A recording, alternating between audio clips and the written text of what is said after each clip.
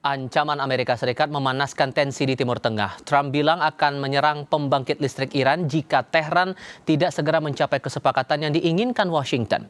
Ancamannya tak lagi menyerang fasilitas militer, tapi fasilitas atau infrastruktur vital bagi masyarakat sipil.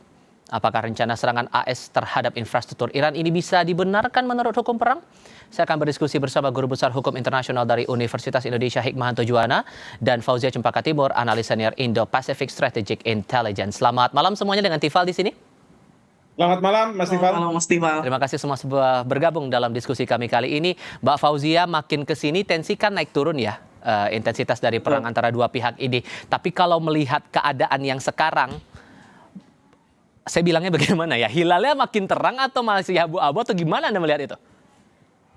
Saya melihat ini memang bab baru ya Mas ya. Jadi bukan juga kita bisa bilang bahwa ini adalah kelanjutan dari perang yang kemarin begitu. Karena kalau kita lihat intensitas yang dilakukan sejak setidaknya 10 hari sejak gelombang pertama serangan yang menghantam 80 target yang terjadi karena serangan yang dilakukan Iran pada 3 kapal sebelumnya, 3 kapal yang diantaranya milik Cyprus dan juga milik Arab Saudi. Di sini kita lihat sudah ada 4 gelombang setidaknya Mas. Yang pertama tanggal 7 Juli sebagai serangan gelombang pertama, dan hingga kali ini yang terbaru adalah yang 15 Juli lalu. Dan serangan ini bukannya menurun ya Mas ya, karena kita lihat bahkan gelombangnya ini semakin besar, bahkan di gelombang kedua itu di tanggal 8 Juli itu yang terbesar, bahkan 4 hingga 5 kali lipat lebih besar daripada gelombang yang pertama. Dan kita tahu bahwa setelah itu Iran juga melakukan serangan balasan ke beberapa negara Teluk dan Arab, diantaranya Yordan, Kuwait, dan juga Bahrain yang tentu saja menyerang fasilitas di Amerika Serikat. Satu hal yang mungkin saya catat berbeda Mas, terutama adalah bagaimana Trump mencoba untuk melegalisasi serangan yang dilakukan pada bab kedua ini. Begitu. Jadi berbeda dengan serangan pertama yang bahkan tidak mengirimkan surat atau memberitahu Kongres. Saat ini langkah yang diambil oleh Amerika Serikat adalah memberikan surat kepada Kongres untuk mengikuti apa yang disebut dengan New Wars Power Act. Nah, ini yang mungkin menurut saya adalah hal yang berbeda dari bab pertama yang kita tahu pada 28 Februari lalu telah juga dilakukan serangan oleh Amerika Serikat, Mas Bisa Tifal. dikatakan seriuskah langkah Trump ini sekarang, apalagi udah mengancam infrastruktur vital yang mau diserang? Saya rasa ini eskalasi yang cukup tinggi dan bisa jadi ini apa yang kita sebut dengan serangan yang lebih besar, karena dalam konteks ini yang sebelumnya kita tahu ada upaya-upaya negosiasi. Pada tanggal 28 Juli kita lihat ada 5 kali Mas setidaknya buka tutup Selat Hormuz. Ya. Di antara buka tutupnya itu ada pola negosiasi. Nah, di sini Mas justru kita lihat kedua belah pihak, dari sisi Amerika Serikat sendiri menyampaikan bahwa sudah tidak ada lagi ruang negosiasi kecuali Iran yang menginginkannya. Di sisi Iran sendiri mereka sudah menyatakan bahwa menarik diri dari MOU dan bahkan menyatakan untuk saat ini adalah existential war, yang artinya perang eksistensi atau keberadaan negaranya bergantung pada perang ini saat ini. Oke, kalau Prof. melihat ini ancaman yang serius sampai mau menyerang infrastruktur vital, kelistrikan, jembatan, dan lain-lain itu? Terus terang ini sulit ya untuk saya jawab ya, karena kita tahulah kalau kita bicara Presiden Trump, kadang-kadang beliau mengatakan sesuatu yang nanti ujungnya akan ada upaya untuk tidak melakukan. Ingat pada waktu perang yang terdahulu, waktu itu juga Trump mengatakan bahwa saya akan menyerang jembatan-jembatan vital, kemudian juga pembangkit tenaga listrik. Ya. Bahkan pada waktu itu rakyat Iran sudah mengitari. Mereka mengatakan kami siap untuk mempertahankan jembatan-jembatan, pembangkit listrik. Jadi silakan, kalau misalnya mau diserang berarti Anda juga menyerang rakyat sipil. Memang dalam hukum perang sebenarnya yang menjadi target itu adalah instalasi-instalasi militer. Kalau misalnya objek-objek vital itu tidak boleh sebenarnya. Nah, ini tapi Trump mau melakukannya. Nah, ini pertanyaan kita, apakah ini ancaman supaya Iran mau tunduk, yang kita sebut sebagai coercive diplomacy, diplomasi yang dengan paksaan, atau ujung-ujungnya yang sering orang Amerika bilang, Trump always chicken out. Jadi kalau misalnya sudah sampai satu titik, lalu kemudian Trump akan mundur gitu ya. Dia akan takut dengan apa yang sudah disampaikan. Atau Nah, ini jangan-jangan, yang Prof, kita sorry tidak saya tahu. potong. Atau jangan-jangan ini upaya Trump buat mancing negara sekutunya, sebutlah Israel, buat ikut-ikutan juga di situ. Ya, bisa jadi, tetapi menurut saya Israel sekarang ini mereka juga mengkhawatirkan bahwa Iran akan menyerang Israel, dan memang Israel sudah mengatakan kalau misalnya sampai Iran menyerang kami akan menyerang Iran lebih besar lagi. Ya, tetapi yang saya lihat bahwa ajakan Trump ke banyak negara sebenarnya tidak diikuti. Belum lagi negara-negara Teluk di mana ada pangkalan militer Amerika, ini mereka terus terang kerepotan karena dari sisi Iran, Iran mengatakan saya tidak akan membiarkan pangkalan-pangkalan militer Amerika Serikat itu digunakan untuk menyerang kami. Hmm. Ya, jadi alasan yang sangat logis kalau kami menyerang pangkalan militer Amerika Serikat di negara Teluk. Kami tidak menyerang negara-negara Teluk, tapi pangkalan-pangkalan militer Amerika Serikat di sana. Nah, ini yang tentu membuat Trump juga kerepotan menghadapi Iran karena ternyata apapun ancaman yang dilakukan oleh Trump itu sepertinya dilayani oleh Iran gitu ya. Bahkan Iran juga mengatakan kalau kami diserang ya tentu kami akan membalas serangan. Tapi kalau kami tidak diserang ya kami tidak akan melakukan serangan tersebut. Seperti Mbak itu. Fauzia, menurut Anda Iran bakal seriusin nggak nih ancaman itu dengan balasan yang lebih serius lagi dalam tanda kutip? Kita lihat ya bahwa memang sejak periode yang pertama di era di periode Februari ya Mas Tifal, memang Iran ini selalu punya surprise gitu ya, surprise elemen, elemen kejutan gitu. Bahkan pada beberapa pasca serangan Amerika Serikat kita lihat bagaimana Iran menunjukkan dalam video misalnya dia masih punya stok rudal dan drone yang sangat banyak di gorong-gorong begitu, dan dalam konteks ini bahkan serangan yang dilakukan melalui beberapa misil yang cakupannya mungkin dari data awal tidak dimiliki oleh Iran bahkan ternyata dimiliki begitu, dan ini menurut saya tanda-tanda yang juga tentu akan mengeskalasi lebih besar lagi. Namun yang kedua Mas, yang kita juga melihat dari pola beberapa setidaknya 10 hari sejak serangan pertama Amerika Serikat adalah tentu semakin banyaknya aktor yang dilibatkan. Misalnya pada NATO Summit yang dilaksanakan beberapa waktu lalu, ini dari NATO sendiri mendukung secara diplomasi apa yang dilakukan oleh Amerika Serikat, dan ini tentu berbeda Mas dari serangan yang di 28 Februari begitu. Bahkan sudah ada statement bahwa secara dukungan begitu secara diplomasi NATO ini membenarkan karena memang serangan yang dilakukan pada tanggal 7 Juli ini dianggap karena serangan Iran terlebih dahulu pada kapal yang melewati jalur selatan begitu. Meskipun di sisi lain kita juga lihat misalnya pasca kepulangan delegasi Houthi yang melakukan lawatan ke Iran begitu. Nah, kita lihat bahwa bandara Yaman itu juga dibom gitu ya, di landasannya dibom gitu, dan ini kita lihat bagaimana sebenarnya saat ini pihak-pihak yang dilibatkan ini udah tidak lagi semudah dibagi seperti pada periode yang pertama pada tanggal Februari hingga Juni lalu begitu, di mana kita bisa lihat memang aktornya antara Iran, Amerika Serikat dan Israel sangat bisa dipisahkan begitu. Nah, saat ini pihak Irak lalu pihak dalam konteks ini Houthi dan Yaman jika bereskalasi dan menutup bab El Mandeb, maka konsekuensi terhadap energi global akan semakin parah, Mas. Oke, kalau dari pendekatan hukum internasional, Prof, kalau diseriusin nih Trump buat menyerang fasilitas-fasilitas sipil, apa yang bakal ditanggung oleh Amerika?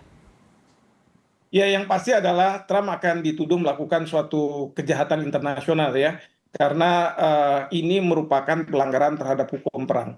Tapi terus terang, kalau misalnya itu pun dilakukan, kemudian ada pelanggaran terhadap hukum perang, itu bukan berarti hari ini Trump itu langsung bisa dicokok, diadili, dan lain sebagainya. Tidak. Biasanya dalam konteks seperti ini, hukum humanitar internasional baru akan berlaku pasca perang, setelah perang usai. Itu pun kalau misalnya Amerika Serikat akan kalah perang. Tapi kalau dia menang perang, ya dia akan bisa terbebas dari dakwaan-dakwaan layaknya seperti misalnya Perang Dunia Kedua.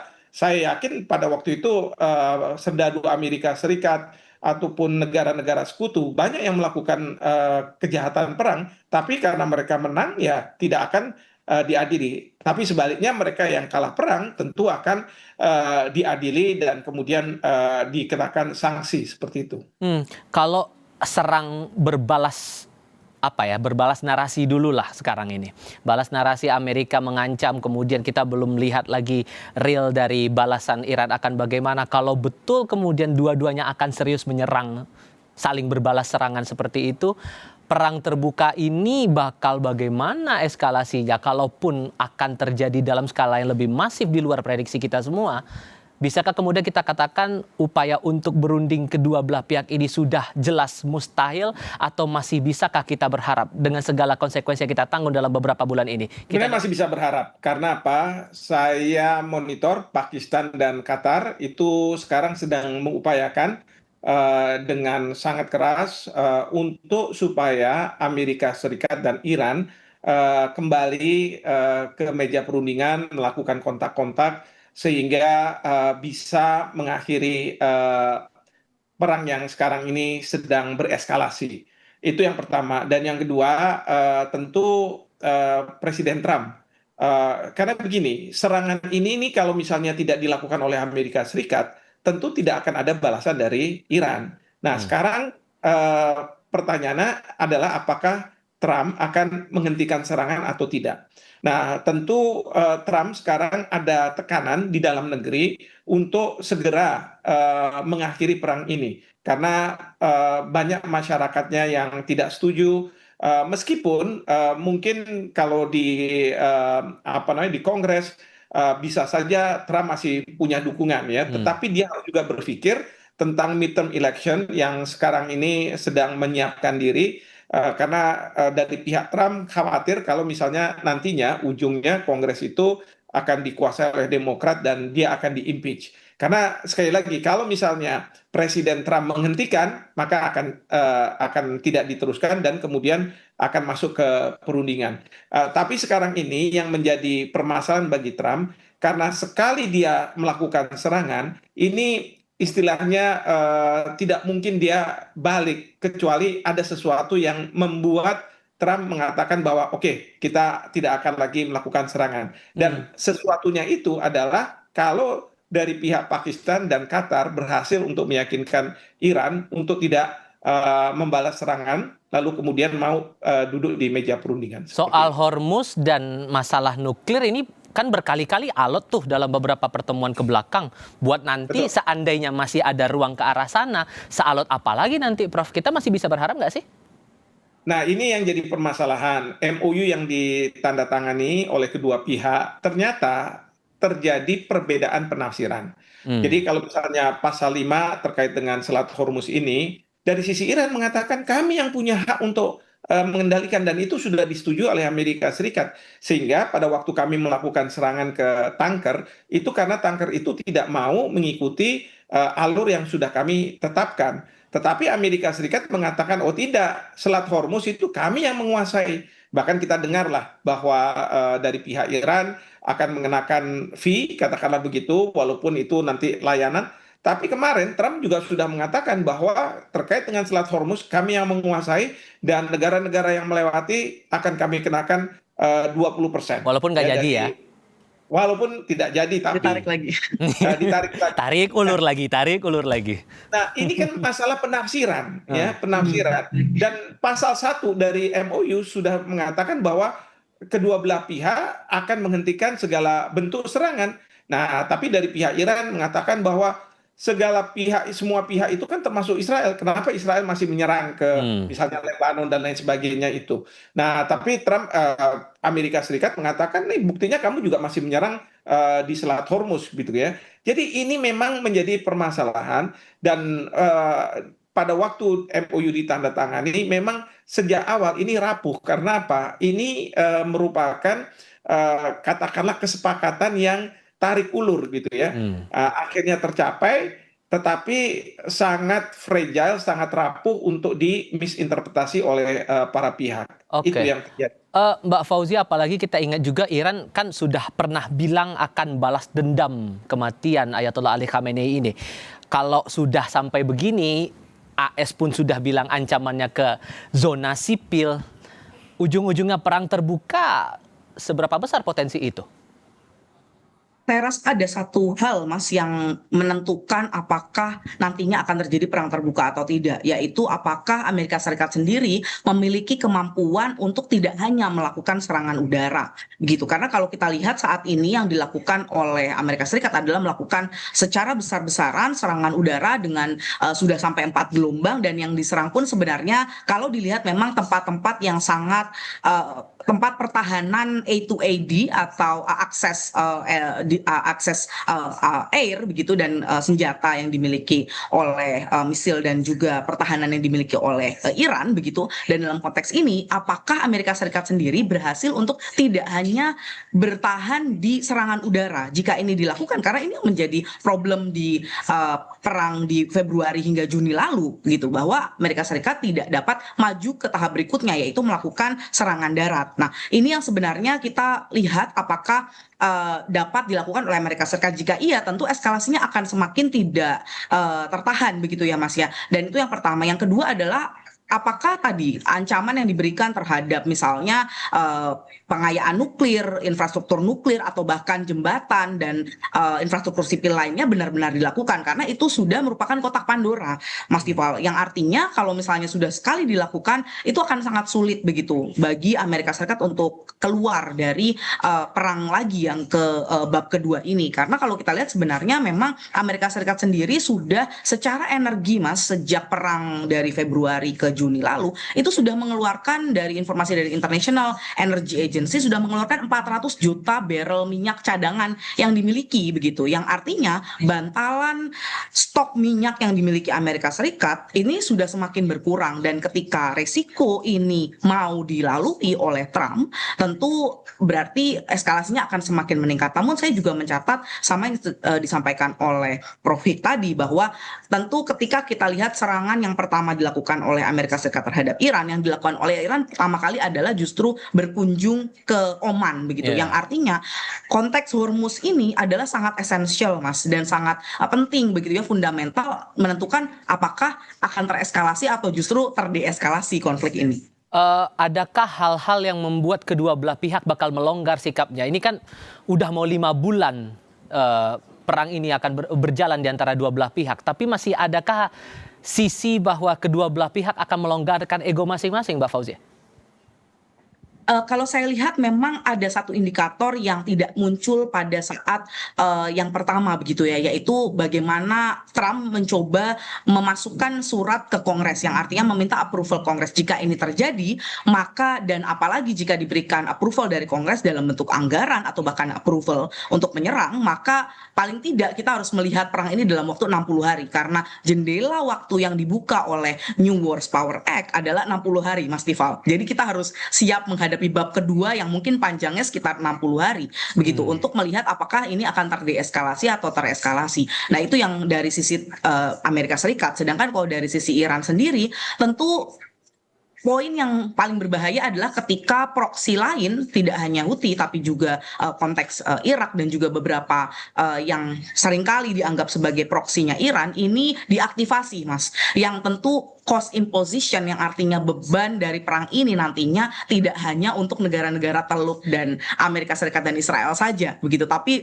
negara-negara lain dan dunia global harus siap-siap juga menanggung akibatnya, yang bahkan ketika perang ini direaktivasi, di-renew atau direaktivasi kembali, reeskalasi kembali, IMF langsung memperbaiki estimasi pertumbuhan ekonomi global yang sebelumnya 3,5 menjadi 3%.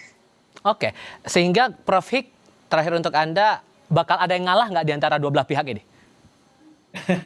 Kalau ngalah sih sebenarnya agak sulit ya, karena ini kalau dari sisi Trump, sebelum isu nuklir bisa terselesaikan, sebelum isu Selat Hormuz terselesaikan, maka dia tidak akan mundur. Karena bagi dia, yang dia janjikan kepada rakyat Amerika Serikat bahwa Selat Hormuz akan dikuasai, lalu kemudian Iran tidak akan memiliki senjata nuklir. Tapi bagi Iran juga sulit untuk dia mundur, karena dia akan mengatakan tidak, Selat Hormuz adalah merupakan sesuatu yang kami kuasai dan kami akan pegang itu terus. Dan yang kedua, terkait dengan nuklir ini, memang Iran mengatakan kalau senjata nuklir memang sejak awal kami sudah tidak lagi memiliki ya, karena pada waktu ada Ali Khamenei sudah ada fatwa. Tetapi masalahnya ada uranium yang sudah diperkaya. Lalu kemudian kalau nuklir untuk tujuan damai kan boleh, kenapa tidak boleh? Nah, ini yang kemudian bagi Iran tidak akan mundur sejengkal pun dari posisinya. Nah, di sini ya memang ujung-ujungnya kita harus lihat nih bagaimana perjanjian perdamaian yang setelah MOU ini dibuat akan mengakomodasi ini semua. Dan ini sangat sulit gitu ya, bukannya sesuatu yang sangat mudah karena masing-masing pihak sekarang saling curiga. MOU yang sudah di atas kertas gitu ya, hitam di atas putih masih bisa dilanggar. Bukannya tidak mungkin kalaupun ada perjanjian, nanti perjanjian damai, masalah ini juga bisa meletup lagi. Ya, dugaan saya ujung-ujungnya adalah ya perang akan diambangkan aja seperti kayak Ukraina dengan Rusia, sekali-sekali ada serangan-serangan, tetapi ya sudah seperti ini Iya. yang akan terjadi. Tapi itu sangat ya membuat dunia selalu khawatir karena sewaktu-waktu perang itu bisa meletus menjadi besar seperti yang terjadi pada saat sekarang ini. Makanya tidak salah kalau kemudian ada yang bilang soal perang ini yang tahu hanya Tuhan, Iran, dan Amerika Serikat saja yang bisa memahami jalurnya kemudian. Prof. Hik, Mbak Fauzia, terima kasih sudah mau berdiskusi bersama saya kali ini. Selamat malam untuk Anda berdua. Terima kasih, selamat malam. Selamat malam, terima kasih.